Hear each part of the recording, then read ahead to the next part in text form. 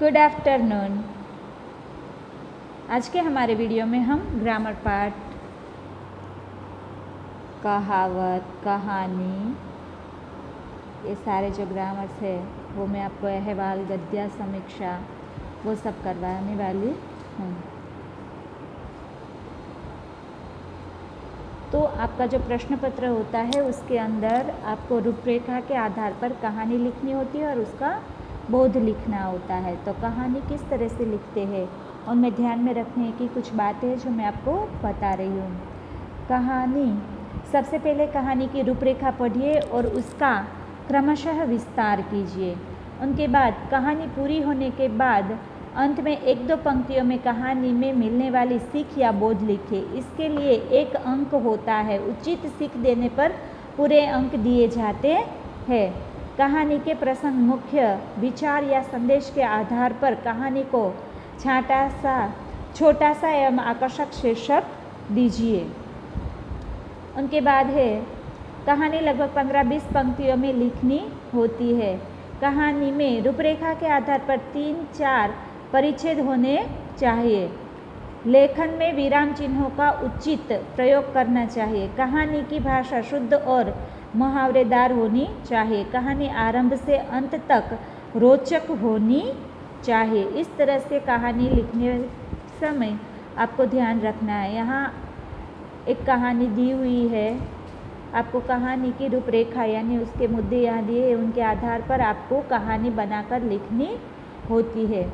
एक गांव के बाहर रास्ते पर एक स्कूल, विद्यार्थियों का पढ़ने आना, एक विद्यार्थी का परीक्षा में चोरी करने का इरादा, पढ़ाई में ध्यान न देना, प्रथम परीक्षा में चोरी का मौका न मिलना, अनुत्तीर्ण होना, पछतावा होना, चोरी न करने का संकल्प, पढ़ाई में जुट जाना, अच्छे अंकों से उत्तीर्ण होना, जीवन धन्य होना, चोरी न करने का इरादा और बोध, ये सारी आपको रूपरेखा दी गई है। इसके आधार पर आपको कहानी बनानी है। तो इस कहानी को हम, उनका शीर्षक है संकल्प का बल।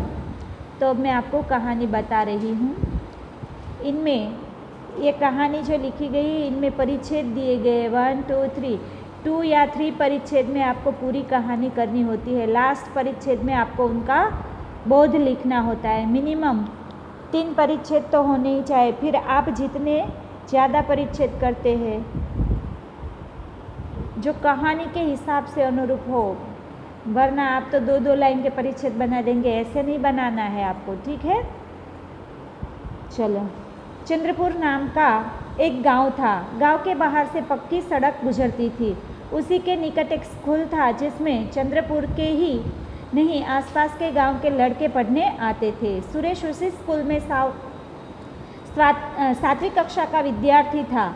उसका मन पढ़ाई में नहीं लगता था। खेल कूद और साथियों के साथ गप्पाबाजी से ही उसे फुर्सत नहीं मिलती थी। उसके माता पिता बहुत साधारण स्थिति के थे। सुरेश उनकी इकलौती संतान था। कुछ ही समय में प्रथम परीक्षा आ गई। सुरेश ने पढ़ाई तो नहीं की थी, पर उसे अपनी चालाकी पर बहुत भरोसा था। उसने परीक्षा में नकल करके पास होने का निश्चय कर लिया, परंतु परीक्षा में निरीक्षक की नज़र बहुत तेज थी। सुरेश को नकल करने का मौका ही नहीं मिला।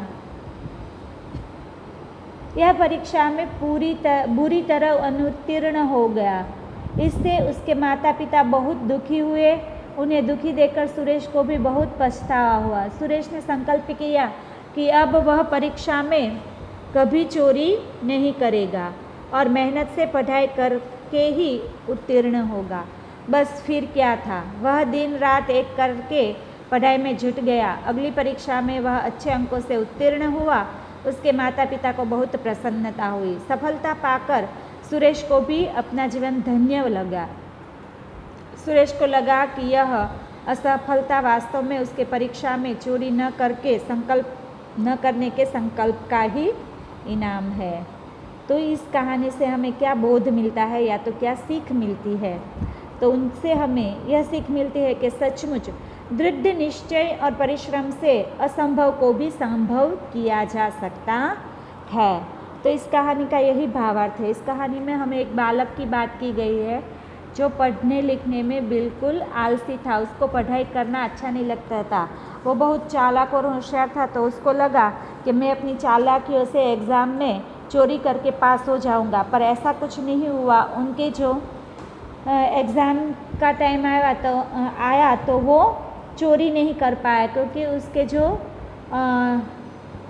उसके जो निरीक्षक थे वो बहुत ही तेज़ नज़र थे। इस वजह से वो चोरी नहीं कर पाया और वो एग्ज़ाम में अनुत्तीर्ण हो गया, फेल हो गया। इसलिए इस वजह से उनके माता पिता को भी बहुत दुख हुआ, उनको भी बहुत दुख हुआ, और उसने सोचा कि अगली परीक्षा में मैं ज़रूर पास हो जाऊंगा, और वो कड़ी मेहनत करने लगा। उसने संकल्प किया कि अब कभी मैं चोरी नहीं करूंगा। इस वजह से वो दूसरे एग्ज़ाम में बहुत ही अच्छे नंबरों से पास हुआ, और इस वजह से उनके माता पिता भी उनसे खुश हुए और वो भी खुश हुआ, और उनको लगा कि अब मेरा जीवन धन्य हो गया है। तो इस कहानी से यही सीख मिलती है कि हमेशा हमारे जीवन में हमें अच्छे कार्य करने चाहिए और हमारा दृढ़ संकल्प होना चाहिए। निश्चय, संकल्प यानी निश्चय। हम जो तय करते हैं वो दृढ़ सच्चे दिल से करते हैं तो वो कार्य में हम ज़रूर सफल होते हैं। और जैसे हमारी इस कहानी का बच्चा जो था 7वीं कक्षा का, वो भी पास हो जाता है, उसी तरह आप भी अगर आपके जीवन में कोई दृढ़ निश्चय करते हैं तो उस निश्चय पर आपको ज़रूर सफलता मिलेगी। इसी तरह यहाँ दूसरी कहानी भी दी गई है। आपको ये कहानी भी उसी तरह से करनी है, आपको पूरी पढ़ लेनी है और एग्ज़ाम के लिए तैयारी करनी है। अब आगे है गद्य ग्रहण, गद्यार्थ। जो आपको गद्य है ना, वो एग्ज़ाम में आपको ये भी पूछा जाता है। प्रश्न पत्र में गद्य ग्रहण के बारे में एक प्रश्न रहता है। इससे 8-10 पंक्ति का एक अपठित पाठ्येतर परिच्छेद और इसके नीचे 3 से 4 प्रश्न दिए जाते हैं। परिच्छेद के आधार पर उन प्रश्नों के उत्तर अपने शब्दों में आपको लिखने होते हैं। गद्य ग्रहण करते समय ध्यान में रखने योग्य बातें हैं। पहला है, परिच्छेद के भाव को समझकर अपनी भाषा में प्रश्नों के उत्तर लिखने चाहिए। फिर है, जो विद्यार्थी उत्तर के रूप में मूल परिच्छेद की 2-4 पंक्तियाँ जो कि त्यों लिख देते हैं उन्हें अच्छे अंक नहीं मिलते, वैसे कि वैसे नहीं लिखने होते। दूसरा, परिच्छेद को 1-2 बार ध्यान से पढ़िए, उत्तर की कच्ची रूपरेखा तैयार कीजिए। उनके बाद है, अपेक्षित उत्तर संक्षेप में और सरल भाषा में लिखिए। फिर परिच्छेद का मुख्य विचार या भाव समझकर संक्षिप्त, उचित और आकर्षक शीर्षक दीजिए। फिर उत्तर में वर्तनी, विराम चिन्ह आदि की ओर भी ध्यान दीजिए। अब आगे है गद्य ग्रहण के नमूने। यहाँ कुछ दिए गए, आपको किस तरह के दिए जाएंगे। तो यहाँ एक पैराग्राफ दिया गया है, जैसे कि मानव के व्यक्तित्व का निर्माण करने वाले विभिन्न तत्वों में चरित्र का सबसे अधिक महत्व है। चरित्र एक ऐसी शक्ति है जो मानव जीवन को सफल बनाती है। चरित्र की शक्ति ही आत्मविश्वास और आत्मनिर्भरता उत्पन्न करती है। चरित्र मनुष्य के क्रियाकलाप और आचरण के समूह का नाम है। चरित्र रूपी शक्ति के समान पाशविक शक्ति भी नष्ट हो जाती है। चरित्र की शक्ति विद्या, बुद्धि और संपत्ति से भी महान होती है। इतिहास इस बात का साक्षी है कि कई चक्रवर्ती सम्राट धन, पद, वस्तु और विद्या के स्वामी थे, परंतु चरित्र के अभाव में अस्तित्वहीन हो गए। तो यहाँ ये जो पैराग्राफ दिया गया है, उस पैराग्राफ के आधार पर आपको अलग अलग 4 तरह के प्रश्न पूछे गए हैं। इन प्रश्नों के आंसर आपको इस गद्यांश के आधार पर लिखने होते हैं। वो है परिच्छेद, आपका गद्य समीक्षा भी कहते हैं, परिच्छेद भी कहते हैं इसमें। तो पहला क्वेश्चन है, मनुष्य के आचरण तथा व्यवहार को चरित्र पहला क्वेश्चन है, चरित्र किसे कहते हैं। तो चरित्र मनुष्य के आचरण तथा व्यवहार को चरित्र कहते हैं, अर्थात मनुष्य के सद्गुणों के समूह का नाम ही चरित्र होता है। दूसरा क्वेश्चन है, चरित्र व्यक्तित्व का निर्माण करने वाला एक ऐसा तत्व है जिससे मनुष्य का जीवन सफल बनता है, अतः चरित्र का सबसे अधिक महत्व है। यहाँ पूछा है ना कि चरित्र का क्या महत्व है। आगे है तीसरा क्वेश्चन, पार्श्विक शक्ति किसके सामने नहीं टिक पाती? तो इनका आंसर है, चरित्र की शक्ति में अद्भुत प्रभाव होता है, पार्श्विक शक्ति चरित्र के सामने नहीं टिक पाती। फिर है इस गद्यांश को उचित शीर्षक देना, तो उनका उचित शीर्षक है मानव जीवन में चरित्र का महत्व। ये था आपका गद्यांश। इसी तरह यहाँ आपको दूसरा भी गद्यांश दिया गया है, तो आपको इनको पढ़ लेना है, फिर इनके क्वेश्चन आंसर कर लेना है। एग्ज़ाम में आपको इस तरह के गद्यांश भी पूछे जा सकते हैं, तो आपको उसी तरह से ये दोनों गद्यांश तैयार करने हैं। अब आगे है अहवाल लेखन। ये भी आपके एग्ज़ाम में कभी पूछा जाता है, तो वो किस तरह से करना है? तो कि लेखन के बारे में एक प्रश्न पूछा जाता है, इसमें दिए गए विषय पर करीब 50 शब्दों में अहवाल लिखने के लिए कहा जाता है। अहवाल लिखते समय किन बातों का ध्यान रखना है? तो कि अहवाल लिखने के लिए दिए गए विषय को भली भांति समझ लीजिए। दूसरा है, अहवाल में केवल महत्वपूर्ण बातों का ही समावेश करना चाहिए। घटनाओं के वर्णन में एक सूत्रता बनी रहनी चाहिए। अब सब कुछ उसमें शामिल कर लो, ऐसा नहीं होना चाहिए। अहवाल है शॉर्ट में, पर उनमें सब कुछ समाविष्ट हो जाए उस प्रसंग का वर्णन, ये बहुत ज़रूरी है।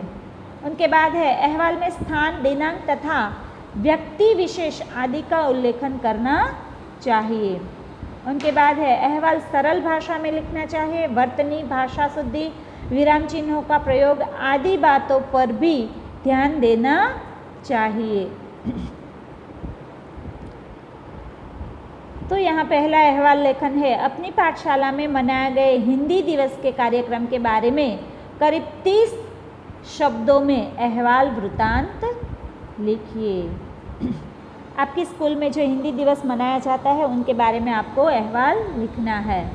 तो सूरत 14 सितंबर 2018 आज प्रातः काल 10 बजे स्थानीय गांधी विद्यालय में हिंदी दिवस समारोह संपन्न हुआ। छात्रों और शिक्षकों ने इसमें बड़े उत्साह से भाग लिया। समारोह की अध्यक्षता नगराध्यक्ष श्री प्रफुल्ल भाई पटेल ने की थी। ये पहला पैराग्राफ था। इस तरह से आपको उसके अंदर उसकी दिनांक, उसका समय, उसके मुख्य अध्यक्ष कौन थे वगैरह वगैरह, समारोह के छात्रों और किन्होंने पार्टिसिपेट किया, ये सब कुछ पहले पैराग्राफ में ही आपको बता देना है। कार्यक्रम का आरंभ कवि निराला की कविता वीणा वादिनी पर दे से हुआ। विद्यालय के आचार्य श्री ने अध्यक्ष महोदय का परिचय दिया और उनके हिंदी प्रेम के बारे में बताया। आचार्य श्री के निवेदन पर अध्यक्ष ने जिला परिषद द्वारा आयोजित हिंदी परीक्षाओं में सफल हुए विद्यार्थियों को पुरस्कार दिए। अध्यक्ष श्री ने अपने भाषण में राष्ट्रभाषा के रूप में हिंदी का महत्व समझाया। हिंदी शिक्षक की मधुसूदन शुक्ल ने उदाहरण देकर हिंदी की उपयोगिता पर प्रकाश डाला। इस अवसर पर एक हास्य नाटिका प्रस्तुत की गई जिसमें दिखाया गया कि राष्ट्रभाषा के अभाव में क्या क्या समस्याएं खड़ी होती है। अंत में आचार्य श्री ने अध्यक्ष महोदय के प्रति आभार प्रदर्शन किया। राष्ट्रगीत के साथ कार्यक्रम समाप्त हुआ। ये था आपका अहवाल लेखन। तो इस तरह से आपको सभी अहवाल लिखने होते हैं। एक मैंने आपको पढ़ के बता दिया और इनके अंदर आपको किन किन बातों का ध्यान रखना है वो समझा दिया है। तो इस तरह से आपको सभी अहवाल यहाँ मैंने दिए हैं वो आपको पढ़ लेने हैं और इनके हिसाब से आपको अगर एग्ज़ाम में पूछे जाते हैं तो इस तरह से आपको अहवाल लेखन करने होते हैं, आपको करने हैं। ठीक है। अब आगे है भावार्थ स्पष्टीकरण। तो भावार्थ स्पष्टीकरण का भी एक क्वेश्चन आपको एग्ज़ाम में पूछा जाता है। तो इनके अंदर भी आपको किन बातों का ध्यान रखना है? तो कि पद्यांश का अर्थ भली भांति समझ लीजिए। पहले जो आपको पद्यांश दिया गया है उसका अर्थ आपको अच्छी तरह से समझना है। फिर पद्यांश का सरल अर्थ और लक्ष्यार्थ क्रमशः स्पष्ट कीजिए। उनके बाद है भावार्थ को स्पष्ट करते समय उचित दृष्टांत या उदाहरण अवतरण आदि का उपयोग कीजिए। उदाहरण या अवतरण आदि का आपको उनमें उपयोग करना है। अंत में 1-2 वाक्य में पंक्ति के तात्पर्य का उल्लेखन कीजिए।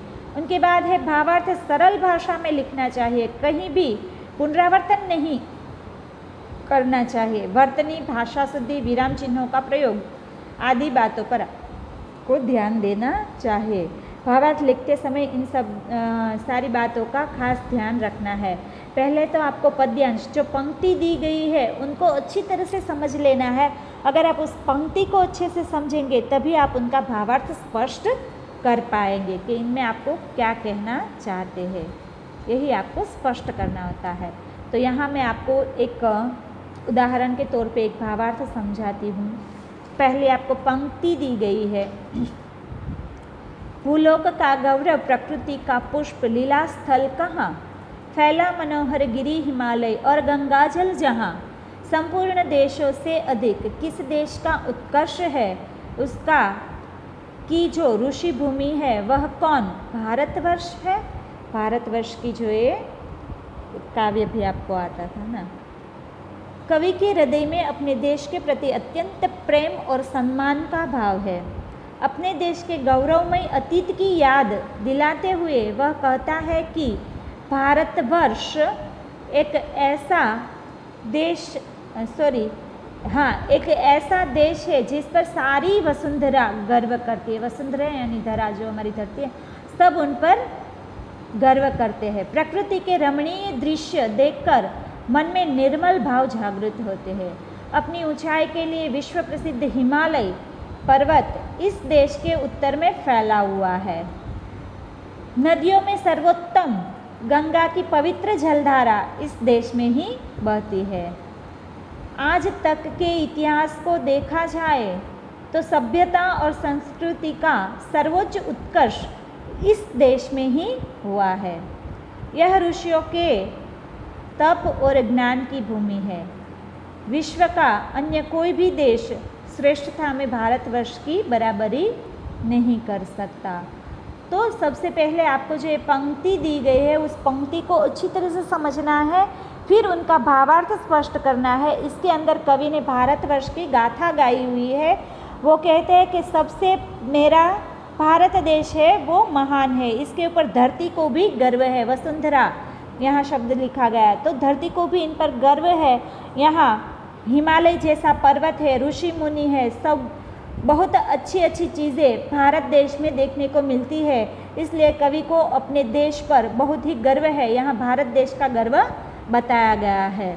इस तरह से और भी आपको भावार्थ यहाँ दिए गए हैं, तो आपको इन सब भावार्थों को एक बार अच्छी तरह से पढ़ लेना है। एग्ज़ाम में आपको कोई भी भावार्थ इनमें से पूछा जाए तो आपको आना चाहिए। इनके अलावा बाहर से भी पूछे जा सकते हैं, इनमें से ही पूछे जाए ऐसा कोई मैं फिक्स कह नहीं सकती हूँ। ऐसे सब्जेक्ट इस सब्जेक्ट में या गुजराती में ये सब टेक्स्ट बुक के अंदर नहीं होते। आपको यहाँ मैं उदाहरण के तौर पे बता सकती हूँ कि इस तरह से भावार्थ होते हैं, तो आपको इनको समझ के इस तरह से भावार्थ का स्पष्टीकरण करना है। अब आगे है महत्वपूर्ण कहावतें, सुभाषित और उनके अर्थ है यहाँ। तो कहावत का अर्थ स्पष्ट कीजिए। यहाँ आपको कुछ कहावतें दी गई है, उन कहावतों का अर्थ आपको स्पष्ट करना होता है। तो एग्ज़ाम में आपको ये भी पूछा जाता है कि कहावत है उनको अर्थ कैसे स्पष्ट करते हैं। तो पहला है नाम बड़े और दर्शन छोटे। तो इनका अर्थ होता है नाम के विपरीत व्यक्तित्व होना। जो उनका नाम है उनके विपरीत, उनके नाम के अनुसार उनका व्यक्तित्व न हो, तो हम ऐसी कहावत उनको कहते हैं। अगर किसी के साथ बात करते हैं और जिस व्यक्ति की बात करते हैं उनके बारे में हमें कुछ कहना होता है, तो इस तरह से कहावत को उपयोग में लेकर आप बात कर सकते हैं। नाम बड़े और दर्शन छोटे। उनके बाद है काला अक्षर भैंस बराबर। तो बिल्कुल अनपढ़ जो होता है उनके लिए ये कही जाती है। फिर है बिना विचारे जो करे सो पीछे पछताए। तो उनका अर्थ होता है बिना समझे बूझे काम करने पर बाद में पछताना पड़ता है। ऐसी जो बातें हैं, इस तरह की जो है वो सारी कहावतें हैं, इन कहावतों का आपको अर्थ स्पष्ट करना होता है। जैसे हम मुहावरों में मुहावरे उनके अर्थ और वाक्य प्रयोग होता है, यहाँ सिर्फ आपको इनके अर्थ ही स्पष्ट करने हैं। तो ऐसे मैंने बहुत सारी कहावतें आपको यहाँ दी हुई है। ये सारी कहावतें आपको एक बार अच्छी तरह से पढ़ लेनी है और आपकी नोटबुक्स में भी आपको लिख कर रख देनी है, ताकि आप अच्छी तरह से एग्ज़ाम टाइम सारी कहावतें पढ़ सकें। ठीक है, तो आपकी जो एग्ज़ाम अभी होने वाली है उस एग्ज़ाम में ये सारी चीज़ें आपको अच्छी तरह से पढ़ लेनी है, उनकी अच्छी तरह से तैयारियां करनी है। ठीक है, तो आज का हमारा वीडियो यहीं तक रहेगा। अगला वीडियो हम नेक्स्ट वीडियो में आपको बताऊंगी, ग्रामर ही करेंगे। ठीक है, ओके, थैंक यू स्टूडेंट।